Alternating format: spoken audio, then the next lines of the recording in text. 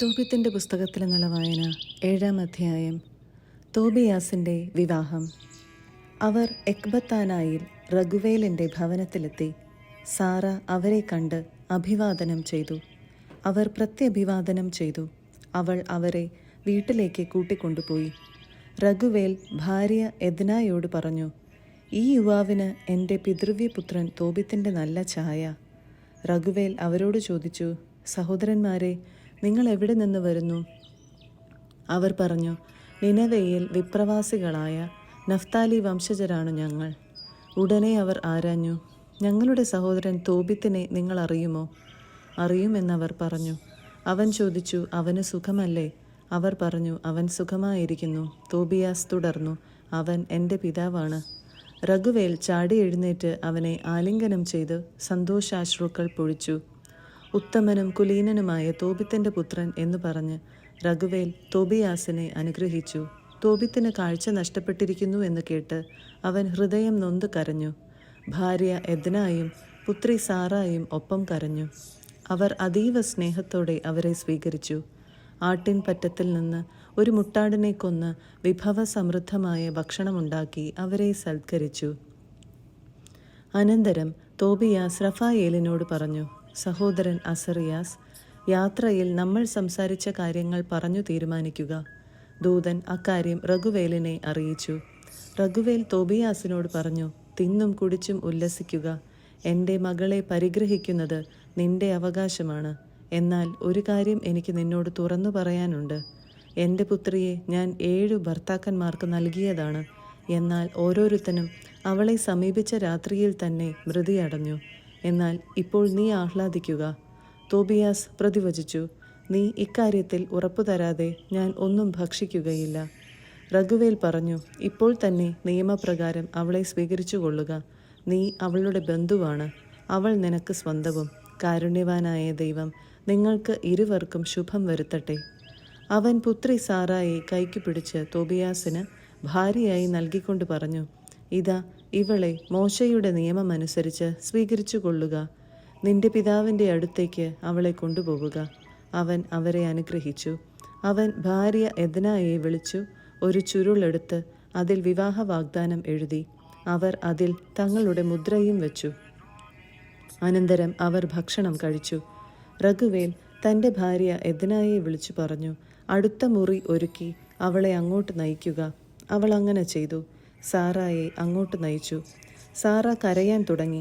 അപ്പോൾ അമ്മ അവളെ ആശ്വസിപ്പിച്ചുകൊണ്ട് പറഞ്ഞു, കുഞ്ഞെ, ധൈര്യമായിരിക്കുക. സ്വർഗത്തിൻ്റെയും ഭൂമിയുടെയും കർത്താവ് നിന്റെ ദുഃഖമകറ്റി സന്തോഷമേകും. ധൈര്യം അവലംബിക്കൂ. 8-ാം അധ്യായം. വിവാഹരാത്രി. ഭക്ഷണത്തിനു ശേഷം തോബിയാസിനെ അവർ സാറായുടെ അടുത്തേക്ക് നയിച്ചു.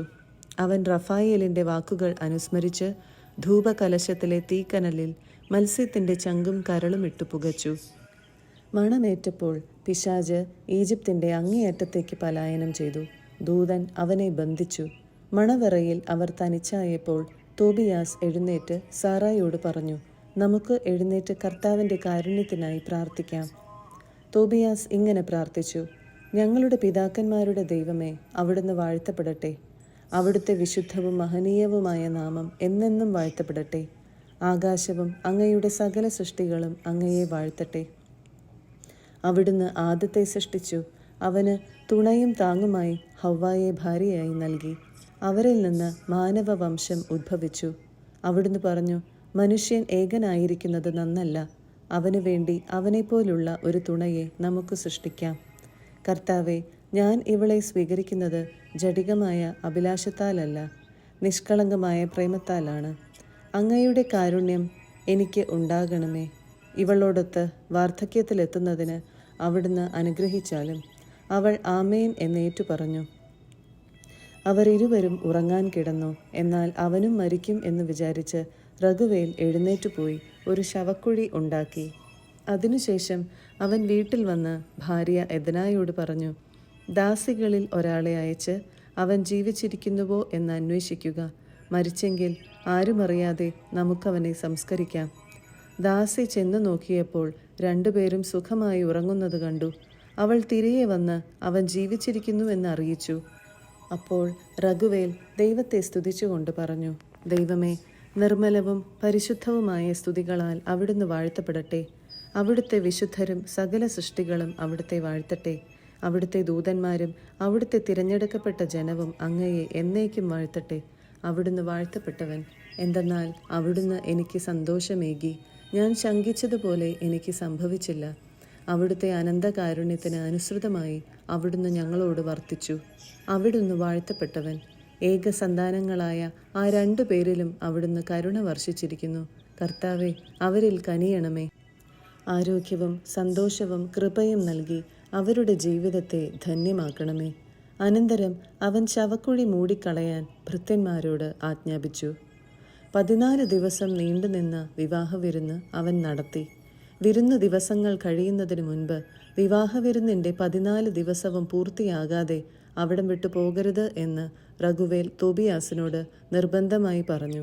അതു കഴിഞ്ഞ് തൻ്റെ സ്വത്തിൻ്റെ പകുതിയും കൊണ്ട് പിതാവിൻ്റെ അടുത്തേക്ക് മടങ്ങാമെന്നും തൻ്റെയും ഭാര്യയുടെയും മരണത്തിനു ശേഷം മറ്റേ പകുതിയും അവന് ലഭിക്കുമെന്നും റഘുവേൽ പറഞ്ഞു. 9-ാം അധ്യായം. പണം വാങ്ങുന്നു. തോബിയാസ് റഫായേലിനെ വിളിച്ചു പറഞ്ഞു, സഹോദരൻ അസറിയാസ് ഒരു ഭൃത്യനെയും 2 ഒട്ടകങ്ങളെയും കൂട്ടി മേദിയായിലെ റാഗസിൽ ഗബായേലിൻ്റെ അടുത്തു ചെന്ന് പണം വാങ്ങുക. അവനെയും വിവാഹവിരുന്നിലേക്ക് കൂട്ടിക്കൊണ്ടുവരിക. ഞാൻ ഇവിടം വിട്ടു പോകരുതെന്ന് റഘുവേൽ നിർബന്ധിക്കുന്നു. എന്നാൽ എൻ്റെ പിതാവ് ദിവസങ്ങൾ എണ്ണി കഴിയുകയാണ്. തിരിച്ചെത്താൻ വൈകിയാൽ അവൻ വിഷമിക്കും. റഫായേൽ യാത്ര ചെയ്ത് ഗബായേലിൻ്റെ അടുത്തെത്തി ഒരു രാത്രി അവനോടുകൂടെ ചെലവഴിച്ചു. ഗബായേലിന് അവൻ രേഖ കൊടുത്തു. ഗബായേൽ മുദ്ര പൊട്ടിക്കാത്ത പണസഞ്ചി എടുത്തുകൊണ്ടുവന്ന് ഏൽപ്പിച്ചു. അവർ 2 പേരും അതിരാവിലെ എഴുന്നേറ്റ് വിവാഹ വിരുന്നിന് വന്നു. ഗബായേൽ തോബിയാസിനും ഭാര്യയ്ക്കും അനുഗ്രഹ ആശീസ്സുകൾ നേർന്നു. 10-ാം അധ്യായം. തോബിത്തും അന്നയും കാത്തിരിക്കുന്നു. പിതാവായ തോബിത്ത് ദിവസം എണ്ണി കഴിയുകയായിരുന്നു. തിരിച്ചെത്തേണ്ട ദിവസം കഴിഞ്ഞിട്ടും അവരെ കാണാത്തതിനാൽ അവൻ പറഞ്ഞു, അവർ അവനെ താമസിപ്പിക്കുകയാണോ? അതോ ഗബായേൽ മരിച്ചു പോവുകയും പണം നൽകാൻ ആരും ഇല്ലെന്ന് വരികയും ചെയ്തിരിക്കുമോ? അവൻ അതീവ ദുഃഖിതനായി. അവൻ്റെ ഭാര്യ പറഞ്ഞു, കുട്ടിക്ക് അപകടം സംഭവിച്ചു.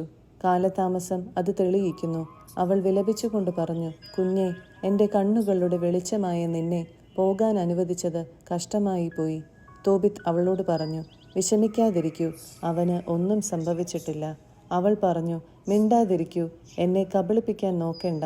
എൻ്റെ കുഞ്ഞിന് നാശം സംഭവിച്ചത് തന്നെ. എല്ലാ ദിവസവും അവൾ അവർ പോയ വഴിയിലേക്ക് ചെല്ലും. പകൽ ഒന്നും ഭക്ഷിക്കുകയില്ല. രാത്രി മുഴുവൻ മകൻ തോബിയാസിനെ ഓർത്തു വിലപിക്കും. തോബിയാസിൻ്റെ മടക്കയാത്ര. വിവാഹ വിരുന്നിൻ്റെ 14-ാം ദിവസവും ഈ സ്ഥിതി തുടർന്നു.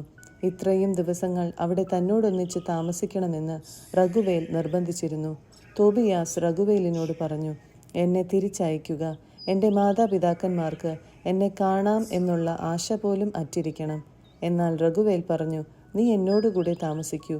ഞാൻ ദൂതന്മാരെ അയച്ച് നിന്റെ പിതാവിനെ വിവരമറിയിക്കാം. അതുപോരാ, എന്നെ തിരിച്ചയക്കണം, തോബിയാസ് പറഞ്ഞു. റഘുവേൽ തോബിയാസിന് ഭാര്യയായ സാറായെയും സ്വത്തിൽ അടിമകളെയും കന്നുകാലികളെയും പണത്തിൻ്റെയും പകുതിയും നൽകി. അവരെ അനുഗ്രഹിച്ച് യാത്രയാക്കിക്കൊണ്ട് അവൻ പറഞ്ഞു, മക്കളെ, എൻ്റെ മരണത്തിന് മുൻപ് തന്നെ സ്വർഗസ്ഥനായ ദൈവം നിങ്ങൾക്ക് ഐശ്വര്യമേകും. അവൻ പുത്രിയോട് പറഞ്ഞു, നിന്റെ ഭർത്താവിൻ്റെ മാതാപിതാക്കന്മാരെ ബഹുമാനിക്കുക. അവരാണ് ഇനിമേൽ നിനക്ക് മാതാപിതാക്കൾ. നിന്നെപ്പറ്റി നല്ലത് മാത്രം കേൾക്കാൻ എനിക്ക് ഇടവരട്ടെ. അവൻ അവളെ ചുംബിച്ചു. എദ്ന തോബിയാസിനോട് പറഞ്ഞു, സഹോദര, സ്വർഗസ്ഥനായ കർത്താവ് നിന്നെ സുരക്ഷിതനായി തിരിച്ചെത്തിക്കുകയും നിനക്ക് എൻ്റെ മകൾ സാറായിൽ ജനിക്കുന്ന കുട്ടികളെ കണ്ട് കർത്താവിൻ്റെ സന്നദ്ധിയിൽ ആനന്ദിക്കാൻ എനിക്ക് ഇടവരുകയും ചെയ്യട്ടെ. ഇതാ, ഞാൻ എൻ്റെ പുത്രിയെ നിന്നെ ഭരമേൽപ്പിക്കുന്നു. അവളെ ദുഃഖിപ്പിക്കരുത്. 11-ാം അധ്യായം. തോബിത്ത് സുഖം പ്രാപിക്കുന്നു. യാത്ര മംഗളകരമാക്കിയതിന് ദൈവത്തെ സ്തുതിച്ചുകൊണ്ട് തോബിയാസ് മടങ്ങിപ്പോയി. അവൻ റഘുവേലിനും അവൻ്റെ ഭാര്യ എദ്നായ്ക്കും മംഗളം നേർന്നു. യാത്ര ചെയ്ത് അവൻ നിനവയ്ക്ക് അടുത്തെത്തി. അപ്പോൾ റഫായേൽ തോബിയാസിനോട് പറഞ്ഞു, സഹോദര, ഏതു നിലയിലാണ് പിതാവിനെ നീ വിട്ടുപോന്നതെന്ന് ഓർക്കുന്നില്ലേ? നമുക്ക് വേഗം നിന്റെ ഭാര്യയ്ക്ക് മുൻപേ പോയി വീട്ടിൽ വേണ്ട ഒരുക്കങ്ങൾ ചെയ്യാം. മത്സ്യത്തിൻ്റെ കയ്പ കൂടി എടുത്തുകൊള്ളൂ. അവർ പോയി. നായ് അവരുടെ പുറകെ ഉണ്ടായിരുന്നു. അന്ന മകനെ നോക്കി വഴിയിൽ കണ്ണു നട്ടിരിക്കുകയായിരുന്നു. അവൻ വരുന്നത് കണ്ട് അവൾ അവൻ്റെ പിതാവിനോട് പറഞ്ഞു, ഇതാ നിന്റെ പുത്രൻ വരുന്നു, അവനോട് കൂടെ പോയ ആളുമുണ്ട്. റഫായേൽ പറഞ്ഞു, തോബിയാസ്, നിന്റെ പിതാവിന് കാഴ്ച ലഭിക്കുമെന്ന് എനിക്കറിയാം. കയ്പ അവൻ്റെ കണ്ണുകളിൽ പുരട്ടണം. ചൊറിച്ചിൽ അനുഭവപ്പെടുമ്പോൾ അവൻ കണ്ണു തിരുമ്മും. അപ്പോൾ വെളുത്ത പാടകൾ പൊടിഞ്ഞു വീഴുകയും അവൻ നിന്നെ കാണുകയും ചെയ്യും. അന്ന ഓടിച്ചെന്ന് മകനെ ആശ്ലേഷിച്ചു. അവൾ അവനോട് പറഞ്ഞു, എൻ്റെ കുഞ്ഞെ, നിന്നെ കാണാൻ എനിക്കിടയായി. ഇനി മരിക്കാൻ ഞാൻ ഒരുക്കമാണ്. അവർ ഇരുവരും കരഞ്ഞു. വാതിൽക്കലേക്ക് വരുമ്പോൾ തോബിത്തിന് കാലിടറി. പുത്രൻ ഓടിയെത്തി പിതാവിനെ താങ്ങി. കണ്ണുകളിൽ കയ്പ പുരട്ടിക്കൊണ്ടവൻ പറഞ്ഞു, പിതാവേ, സന്തോഷമായിരിക്കൂ. ചൊറിച്ചിൽ തോന്നിയപ്പോൾ തോബിത്ത് കണ്ണു തിരുമ്മി. വെളുത്ത പാട കൺകോണുകളിൽ നിന്ന് പൊഴിഞ്ഞു വീണു. അപ്പോൾ അവൻ പുത്രനെ കണ്ടു. അവനെ ആലിംഗനം ചെയ്ത് കരഞ്ഞുകൊണ്ട് പറഞ്ഞു, ദൈവമേ, അങ്ങ് വാഴ്ത്തപ്പെട്ടവനാണ്. അങ്ങയുടെ നാമം എന്നേക്കും വാഴ്ത്തപ്പെട്ടതാണ്. അവിടുത്തെ വിശുദ്ധ ദൂതന്മാരും വാഴ്ത്തപ്പെട്ടവരാണ്. അവിടുന്ന് എനിക്ക് ദുരിതങ്ങൾ അയച്ചു, എന്നാലും എന്നോട് കരുണ കാട്ടി. ഇതാ എൻ്റെ മകൻ തോബിയാസിനെ ഞാൻ കാണുന്നു. അവൻ്റെ മകൻ സന്തോഷത്തോടെ വീട്ടിനുള്ളിൽ പ്രവേശിച്ച് മേദിയായിൽ തനിക്ക് സംഭവിച്ച വലിയ കാര്യങ്ങൾ പിതാവിനെ അറിയിച്ചു. തോബിത്ത് സന്തോഷത്തോടെ ദൈവത്തെ സ്തുതിച്ചുകൊണ്ട് മരുമകളെ സ്വീകരിക്കാൻ നിനവെ നഗരത്തിൻ്റെ കവാടത്തിലേക്ക് പുറപ്പെട്ടു. കണ്ടവരെല്ലാം അവന് കാഴ്ച വീണ്ടു കിട്ടിയതിൽ വിസ്മയിച്ചു. തന്നോട് കരുണ കാണിച്ച ദൈവത്തെ അവരുടെ മുൻപിൽ വെച്ച് തോബിത്ത് സ്തുതിച്ചു. അവൻ തൻ്റെ മരുമകൾ സാറായുടെ അടുത്തെത്തി അവളെ അനുഗ്രഹിച്ചുകൊണ്ട് പറഞ്ഞു, മകളെ, സ്വാഗതം. നിന്നെ ഞങ്ങളുടെ അടുത്തേക്ക് കൊണ്ടുവന്ന ദൈവം വാഴ്ത്തപ്പെടട്ടെ. നിന്റെ മാതാപിതാക്കൾ അനുഗ്രഹീതരാണ്. അങ്ങനെ നിനവയിൽ അവൻ്റെ സഹോദരരുടെ ഇടയിൽ ആനന്ദം കളിയാടി. അഹിക്കാറും അനന്തരവൻ നാദാബും വന്നു. തോബിയാസിൻ്റെ വിവാഹം 7 ദിവസം ആർഭാടപൂർവ്വം ആഘോഷിച്ചു. 12-ാം അധ്യായം. റഫായേൽ തന്നെ വെളിപ്പെടുത്തുന്നു. തോബിത്ത് മകൻ തോബിയാസിനെ വിളിച്ചു പറഞ്ഞു, മകനെ, നിന്നോടൊപ്പം വന്നവൻ്റെ കൂലി കൊടുക്കുക. പറഞ്ഞിരുന്നതിലും കൂടുതൽ കൊടുക്കണം. അവൻ പറഞ്ഞു, പിതാവേ, ഞാൻ കൊണ്ടുവന്നതിൻ്റെ പകുതി കൊടുത്താലും ദോഷമില്ല. അവൻ എന്നെ സുരക്ഷിതനായി നിന്റെ അടുക്കൽ തിരിച്ചെത്തിച്ചു. എൻ്റെ ഭാര്യയെ സുഖപ്പെടുത്തി, എനിക്ക് വേണ്ടി പണം വാങ്ങി, നിന്നെയും സുഖപ്പെടുത്തി. വൃദ്ധൻ പറഞ്ഞു, അവൻ അത് അർഹിക്കുന്നു. അവൻ ദൂതനെ വിളിച്ചു പറഞ്ഞു, നിങ്ങൾ കൊണ്ടുവന്നതിൻ്റെ എല്ലാം പകുതി എടുത്തുകൊള്ളുക. ദൂതൻ 2 പേരെയും രഹസ്യമായി വിളിച്ചു പറഞ്ഞു, ദൈവത്തെ സ്തുതിക്കുകയും അവിടുത്തേക്ക് നന്ദി പറയുകയും ചെയ്യുവേൻ. അവിടുന്ന് നിങ്ങൾക്ക് ചെയ്ത നന്മയെ പ്രതി സകല ജീവികളുടെയും മുൻപിൽ അവിടുത്തെ മഹത്വപ്പെടുത്തുകയും അവിടുത്തേക്ക് കൃതജ്ഞത അർപ്പിക്കുകയും ചെയ്യുവിൻ. ദൈവത്തിൻ്റെ പ്രവർത്തികൾ പ്രഘോഷിച്ച് അവിടുത്തെ പുകഴ്ത്തുകയും അവിടുത്തെ നാമത്തിന് മഹത്വം നൽകുകയും ചെയ്യുന്നത് ഉചിതമത്രേ. അവിടുത്തേക്ക് നന്ദി പറയാൻ അമാന്തം അരുത്. രാജാവിൻ്റെ രഹസ്യം സൂക്ഷിക്കുന്നത് നല്ലത്. ദൈവത്തിൻ്റെ പ്രവർത്തികൾ പ്രസിദ്ധമാക്കുന്നത് മഹനീയമാണ്. നന്മ ചെയ്യുക, നിനക്ക് തിന്മ ഭവിക്കുകയില്ല. ഉപവാസം, ദാനധർമ്മം, നീതി എന്നിവയോടുകൂടിയാവുമ്പോൾ പ്രാർത്ഥന നല്ലതാണ്. നീതിയോടുകൂടിയ അല്പമാണ് അനീതിയോടുകൂടിയ അധികത്തേക്കാൾ അഭികാമ്യം. സ്വർണം കൂട്ടിവെക്കുന്നതിനേക്കാൾ ദാനം ചെയ്യുന്നത് നന്ന്. ദാനധർമ്മം മരണത്തിൽ നിന്ന് രക്ഷിക്കുന്നു. അത് സകല പാപങ്ങളും തുടച്ചു നീക്കുന്നു. പരോപകാരവും നീതിയും പ്രവർത്തിക്കുന്നവർ ജീവിതത്തിൻ്റെ പൂർണ്ണത ആസ്വദിക്കും. പാപം ചെയ്യുന്നവൻ സ്വന്തം ജീവൻ്റെ ശത്രുവാണ്. ഞാൻ നിങ്ങളിൽ നിന്ന് ഒന്നും ഒളിച്ചു വയ്ക്കുകയില്ല. രാജാവിൻ്റെ രഹസ്യം സൂക്ഷിക്കുന്നത് നല്ലത്. ദൈവത്തിൻ്റെ പ്രവൃത്തികൾ പ്രസിദ്ധമാക്കുന്നത് മഹനീയം എന്ന് ഞാൻ പറഞ്ഞല്ലോ. നീയും നിന്റെ മരുമകൾ സാറായും പ്രാർത്ഥിച്ചപ്പോൾ നിങ്ങളുടെ പ്രാർത്ഥന പരിശുദ്ധനായവനെ ഞാൻ അനുസ്മരിപ്പിച്ചു. നീ മൃതരെ സംസ്കരിച്ചപ്പോൾ ഞാൻ നിന്നോടൊത്തുണ്ടായിരുന്നു. ഭക്ഷണമേശയിൽ നിന്ന് എഴുന്നേറ്റ് ചെന്ന് മൃതദേഹം സംസ്കരിക്കാൻ മടിക്കാതിരുന്ന നിന്റെ സൽപ്രവൃത്തി എനിക്ക് അജ്ഞാതമായിരുന്നില്ല. ഞാൻ നിന്നോടൊപ്പം ഉണ്ടായിരുന്നു. ആകയാൽ നിന്നെയും നിന്റെ മരുമകൾ സാറായെയും സുഖപ്പെടുത്താൻ ദൈവം എന്നെ അയച്ചിരിക്കുന്നു. ഞാൻ റഫായേലാണ്. വിശുദ്ധരുടെ പ്രാർത്ഥനകൾ സമർപ്പിക്കുകയും പരിശുദ്ധനായവൻ്റെ മഹത്വത്തിൻ്റെ സന്നദ്ധിയിൽ പ്രവേശിക്കുകയും ചെയ്യുന്ന 7 വിശുദ്ധ ദൂതന്മാരിൽ ഒരുവൻ. അവർ ഇരുവരും സംഭ്രാന്തരായി ഭയത്തോടെ അവർ കമിഴ്ന്നു വീണു. അവൻ പറഞ്ഞു, ഭയപ്പെടേണ്ട, നിങ്ങൾ സുരക്ഷിതരാണ്. എന്നേക്കും ദൈവത്തെ സ്തുതിക്കുവിൻ. എൻ്റെ ഔദാര്യം കൊണ്ടല്ല, നമ്മുടെ ദൈവത്തിൻ്റെ ഹിതമനുസരിച്ചാണ് ഞാൻ വന്നത്. അവിടുത്തെ എന്നേക്കും സ്തുതിക്കുവിൻ. ഈ നാളുകളിലെല്ലാം ഞാൻ നിങ്ങൾക്ക് നൽകിയത് ഛായാദർശനമായിരുന്നു. ഞാൻ ഭക്ഷിക്കുകയോ പാനം ചെയ്യുകയോ ചെയ്തില്ല. നിങ്ങൾ കണ്ടത് ഒരു ദർശനം മാത്രം. ദൈവത്തിന് കൃതജ്ഞതയർപ്പിക്കുക. ഞാൻ എന്നെ അയച്ചവൻ്റെ അടുത്തേക്ക് മടങ്ങുകയാണ്. സംഭവിച്ചതെല്ലാം എഴുതി സൂക്ഷിക്കുക. അവർ എഴുന്നേറ്റ് നിന്നു, എന്നാൽ അവനെ കണ്ടില്ല. അവർ ദൈവത്തിൻ്റെ മഹനീയവും അത്ഭുതാവഹവുമായ പ്രവൃത്തികളെ സ്തുതിക്കുകയും കർത്താവിൻ്റെ ദൂതൻ തങ്ങൾക്ക് പ്രത്യക്ഷപ്പെട്ടു എന്ന് മനസ്സിലാക്കുകയും ചെയ്തു. 13-ാം അധ്യായം. തോബിത്തിൻ്റെ കീർത്തനം. തോബിത്ത് ആഹ്ലാദം തുളുമ്പുന്ന ഈ പ്രാർത്ഥന രചിച്ചു. നിത്യനായ ദൈവം വാഴ്ത്തപ്പെട്ടവൻ, അവിടുത്തെ രാജ്യം അനുഗ്രഹീതം.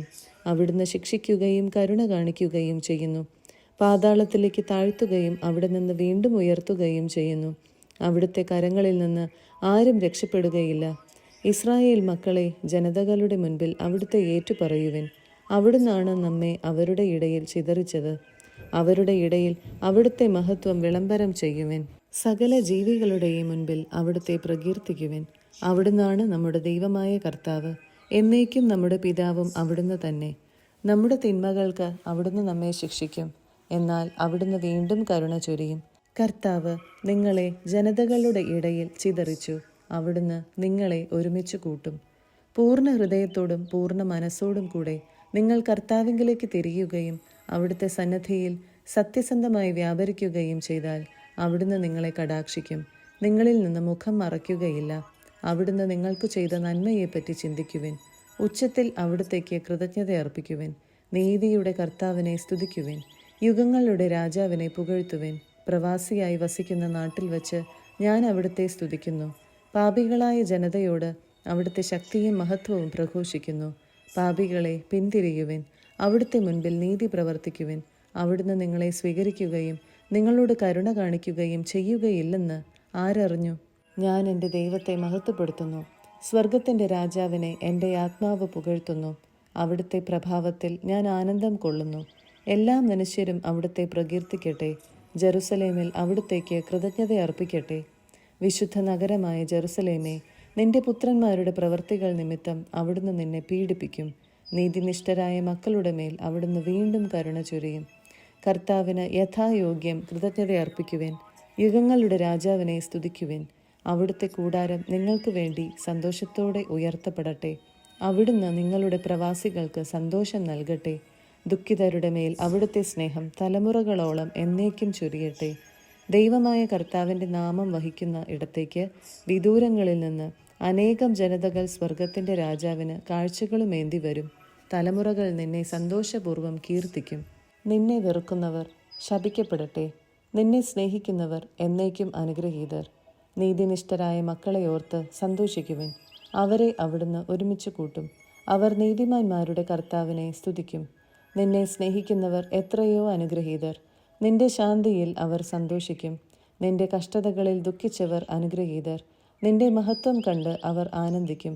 അവർക്ക് ശാശ്വത ആനന്ദം ലഭിക്കും. എൻ്റെ ആത്മാവ് ഉന്നത രാജാവായ ദൈവത്തെ പുകഴ്ത്തട്ടെ. ഇന്ദ്രനീലവും മരതകവും കൊണ്ട് ജെറുസലേം പണിയപ്പെടും. അവളുടെ മതിലുകൾ അനർഘരത്നങ്ങൾ കൊണ്ടും ഗോപുരങ്ങളും കൊത്തളങ്ങളും തനി സ്വർണം കൊണ്ടും നിർമ്മിക്കപ്പെടും. ജെറുസലേം തെരുവീഥികളിൽ ഗോമേതകവും മാണിക്യവും ഓഫീറിലെ രത്നങ്ങളും പതിക്കും. അവളുടെ പാതകളിൽ ഹല്ലേലൂയ മാറ്റുലി കൊള്ളും. നിനക്ക് ശാശ്വത മഹത്വം നൽകിയ ദൈവം വാഴ്ത്തപ്പെടട്ടെ എന്നു പറഞ്ഞ് അവ സ്തുതികൾ അർപ്പിക്കും. 14-ാം അധ്യായം. തോബിത്തിൻ്റെ അന്തിമോപദേശം. തോബിത്ത് സ്തോത്രഗീതം അവസാനിപ്പിച്ചു. 58-ാം വയസ്സിലാണ് അവന് കാഴ്ച നഷ്ടപ്പെട്ടത്. 8 വർഷം കഴിഞ്ഞ് അത് തിരിച്ചു കിട്ടി. അവൻ ദാനധർമ്മങ്ങൾ ചെയ്യുകയും ദൈവമായ കർത്താവിനെ ഭക്തിപൂർവം സ്തുതിക്കുകയും ചെയ്തു. വൃദ്ധനായപ്പോൾ പുത്രനെയും പൗത്രന്മാരെയും വിളിച്ചിട്ട് പുത്രനോട് പറഞ്ഞു, മകനെ, എനിക്ക് വയസ്സായി. ജീവിതത്തോട് വിട വാങ്ങാൻ കാലമടുത്തു. നീ മക്കളെയും കൂട്ടി മേദിയായിലേക്ക് പുറപ്പെടുക. നിനവെ നശിപ്പിക്കപ്പെടുമെന്ന് യോനാ പ്രവാചകൻ പറഞ്ഞത് ഞാൻ പൂർണ്ണമായി വിശ്വസിക്കുന്നു. എന്നാൽ മേദിയായിൽ കുറേ കാലം സമാധാനം നിലനിൽക്കും. നമ്മുടെ സഹോദരന്മാർ തങ്ങളുടെ നല്ല ദേശത്തിൽ നിന്ന് ഭൂമിയിൽ ചിതറിക്കപ്പെടും. ജെറുസലേം വിജനമാകും. ദേവാലയം അഗ്നിക്കിരയായി കുറേ കാലത്തേക്ക് നാശകൂമ്പാരമായി കിടക്കും. എന്നാൽ ദൈവം വീണ്ടും കരുണ തോന്നി അവരെ തങ്ങളുടെ ദേശത്തേക്ക് തിരികെ കൊണ്ടുവരും. കാലപരിപൂർത്തിയാകുന്നതുവരെ ആദ്യത്തേതുപോലെ ആവുകയില്ലെങ്കിലും അവർ ദേവാലയം വീണ്ടും പണിയും. അതിനുശേഷം അവർ പ്രവാസത്തിൽ നിന്ന് മടങ്ങി വന്ന് ജെറുസലേമിനെ മഹത്വപൂർണമായി പുതുക്കിപ്പണിയും. പ്രവാചകന്മാർ പറഞ്ഞിട്ടുള്ളതുപോലെ എല്ലാ തലമുറകൾക്കും വേണ്ടി മഹിമയാർന്ന ദേവാലയ മന്ദിരം നിർമ്മിക്കും. അപ്പോൾ സകല ജനതകളും ദൈവമായ കർത്താവിൻ്റെ യഥാർത്ഥ ഭക്തരാവുകയും തങ്ങളുടെ വിഗ്രഹങ്ങൾ കുഴിച്ചു മൂടുകയും ചെയ്യും. അവർ കർത്താവിനെ സ്തുതിക്കും. അവിടുത്തെ ജനം ദൈവത്തിന് കൃതജ്ഞത അർപ്പിക്കും. കർത്താവ് തൻ്റെ ജനത്തെ മഹത്വമണിയിക്കും. സത്യത്തിലും നീതിയിലും ദൈവമായ കർത്താവിനെ സ്നേഹിക്കുന്ന സകലരും നമ്മുടെ സഹോദരരോട് കരുണ കാണിച്ചുകൊണ്ട് സന്തോഷിക്കും. മകനെ, നിനവെ വിട്ടുപോവുക. യോനാ പ്രവാചകൻ പറഞ്ഞത് തീർച്ചയായും സംഭവിക്കും. നിനക്ക് ശുഭം ഭവിക്കാൻ നിയമവും പ്രമാണങ്ങളും പാലിക്കുകയും നീതിയോടും കരുണയോടും കൂടെ വർത്തിക്കുകയും ചെയ്യുക. എന്നെ ഉചിതമായി സംസ്കരിക്കണം. നിന്റെ അമ്മയെ എൻ്റെ അടുത്ത് തന്നെ സംസ്കരിക്കണം. ഇനി നിനവയിൽ താമസിച്ചുകൂടാ. മകനെ, തന്നെ പോറ്റിയ അഹിക്കാറിനോട് നാദാബ് ചെയ്തതെന്തെന്നും അവനെ എങ്ങനെ പ്രകാശത്തിൽ നിന്ന് അന്ധകാരത്തിലേക്ക് നയിച്ചെന്നും അവൻ എന്ത് പ്രതിഫലം നൽകിയെന്നും കാണുക. എന്നാൽ അഹിക്കാർ രക്ഷപ്പെടുകയും അപരൻ അന്ധകാരത്തിൽ അമർന്ന് തൻ്റെ പ്രവൃത്തിക്ക് തക്ക പ്രതിഫലം നേടുകയും ചെയ്തു. അഹിക്കാർ ദാനധർമ്മം നൽകി. അങ്ങനെ നാദാബ് ഒരുക്കിയ കെണിയിൽ നിന്ന് രക്ഷപ്പെട്ടു. നാദാബ് തന്നെ ആ കെണിയിൽ വീണ് നശിച്ചു.